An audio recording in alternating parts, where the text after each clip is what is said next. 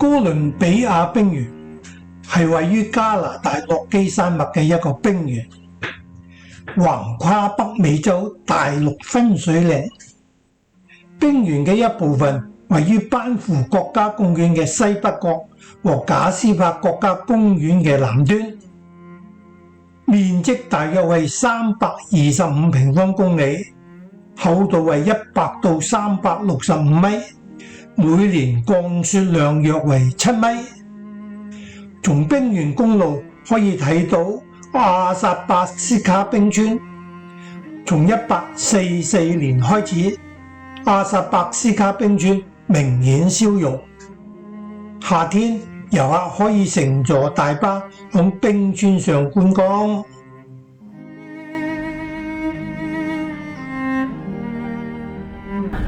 Oh, everyone can feel the speed. Okay, it's not that fast. Our vehicles out here were not designed to be fast, but they were designed to be able to go up and down on ice, snow and rock. To be able to go up and down on gradients of up to 36%, as well as 18% sideways.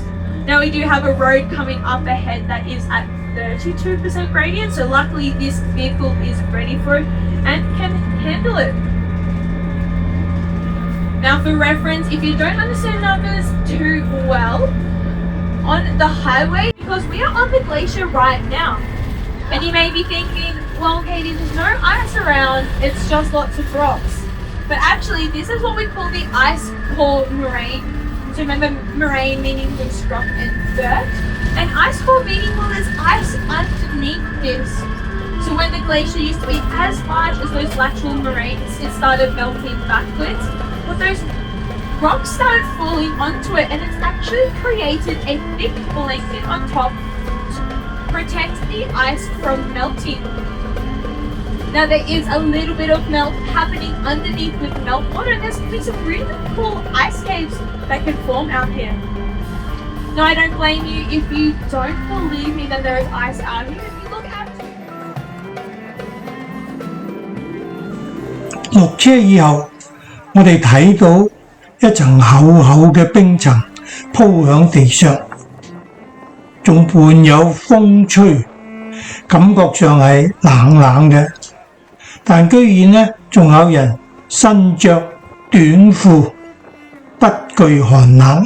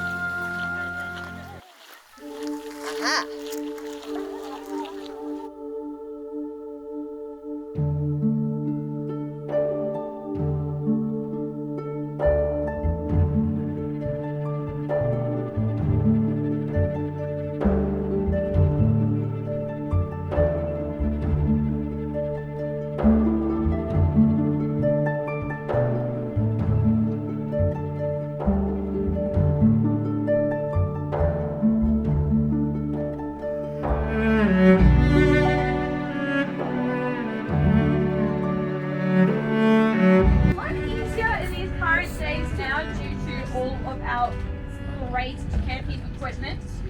But that was in the mountaineering world, and a guy named Norman Colley said that he had to come out here and find those mountains. So he came all the way up the valley and went up the Athabasca mountain, which is out towards this way. However, once he got to the top, he realized that they are half the size of the Himalayas, and that botanist had no idea what they were talking about.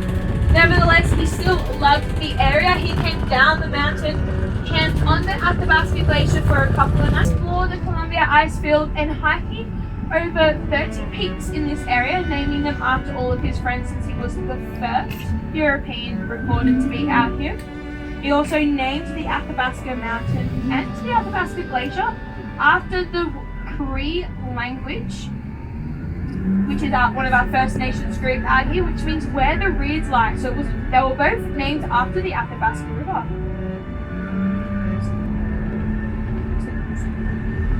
Now, Norman Colley coming out here piqued a lot of interest for others, including a lady named Mary Walcott. She was an artist, photographer, naturalist, and a mountaineer. To the left of that, with a little bit of snow on it, is Tangled Ridge. There are two golden eagles living up there, so sometimes you see them flying around. Now, to the right of that, out towards the front of the bus, is 900 Peak. It's quite a mighty mountain, with the whole backside of it fully covered in glacier.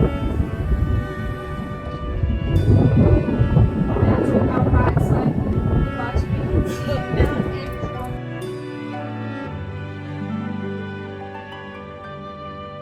冰川天空步道位於賈斯珀國家公園嘅冰原大道之中，距離哥倫比亞冰原及冰川探險中心僅係幾分鐘嘅路程。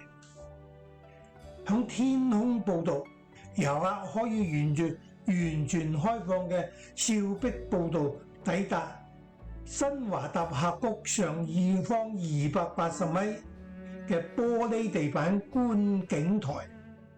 呢一壯觀嘅景點被譽為全球最獨特嘅生態系統之一，同時也是了解生態學、地質學、冰川學知識以及哥倫比亞冰原之地區自然歷史嘅絕佳之處。 Because of these katabatic winds, they will intentionally only grow the branches on one side to grow away from the wind and protect themselves from damages during the growth process. We call those trees flag trees, simply because they look like a flag on a pole blowing in the wind. Now on the right hand side of the bus here, as we go through the boom gate, you'll notice this small lake. This is called Ripple Lake. It is named again for those katabatic winds that cause the ripples on the surface of the water when the winds do pick up. And the heavier those winds get, that water does get quite choppy. Now, Ripple Lake serves a very important purpose for us here at the Columbia Icefield. It is our main water source for every facility that we have here except for the Skywalk. Now, Ripple Lake is a geothermally spring-fed lake, which means even in the cold Alberta winters, that water does not freeze. It remains thawed year-round, and we can draw from it throughout the season and beyond to keep us going as we need to. Now, all the way across the lake on the other side, you'll see a small shed with a green roof. Everyone sees that? That shed is where they put us tour guides when we give a bad tour. As much as I'm sure as they would like to. That is our pumping station. So that's where the water is filtered and distributed to our Discovery Center, as well as our staff camp for our safe consumption and usage. What that essentially means is that if you happen to grab a coffee at the Starbucks this morning, the coffee you had would have been made with the water drawn from that very lake. I'm willing to bet it's probably the first lake water Starbucks coffee you've ever had. I'm lucky enough to get to enjoy those every day, and despite working here, pay full price. Now, out the left-hand side of the bus, you'll notice this relatively large chunk of ice seated on the front of that mountain. That is Dome Glacier, and it is sitting on the front of Mount Snowdome there. Now, Mount Snowdome has got to be one of the more interesting mountains in this region, if you ask me. Now, that mountain was summited years ago by a man called Norman Colley. He was a scientist and mountaineer in this region who, upon summiting that mountain, became the first person to realize that the meltwaters coming off of Mount Snowdome are part of the world's only known triple continental divide. What that means is it's the only singular water source that we know of on planet Earth that directly feeds into 3 separate oceans. So those waters head west through the Bush and Columbia River systems and out to the Pacific. They head east through the Saskatchewan River, through Hudson's Bay and out to the Atlantic, and they flow north through the river on your left-hand side. That is Shunwapta River. It heads north, it meets the Mackenzie River system, and eventually heads out to the Arctic Ocean. Now, Shunwapta is what we call a braided river system, which means that it doesn't have one true path of least resistance, but many. So instead of flowing in one steady stream, it breaks off into much smaller streams that go in a multitude of different directions as it flows through the riverbed. It does this because there is a constant flow of new obstacles being introduced into the river in the form of rocks, sediment, and other debris that find their way into the riverbed throughout the course of the year off the side of the mountain there. And as these obstacles introduce themselves to the riverbed, the water has to find new paths to get around all of them. And so it splits off into these smaller streams before joining the main body of water as it heads north. And you can see that in action on the left-hand side here. Now on the right-hand side, this is celebrating its 10th anniversary. And as part of the 10th anniversary celebrations, a new sign was installed and commissioned on the Skywalk's main floor. You can see it when you get down there. It's just past our first couple displays. If you are interested, you can get up close and personal, take pictures of and with the sign. However, we ask that if you choose to do so, you please refrain from climbing, standing, jumping, or just monkeying around in general on that sign. We have had some issues with particular perpetrators of such things in the recent past, which has led us to more strictly enforce the rules around this. Now, I should mention when I say particular perpetrators, I am referring, of course, to myself. We may have had a staff party here, and I may have cut a little too loose. Now, as I do pull in and turn around to get you dropped off, there are a few important items of business to bring to your attention.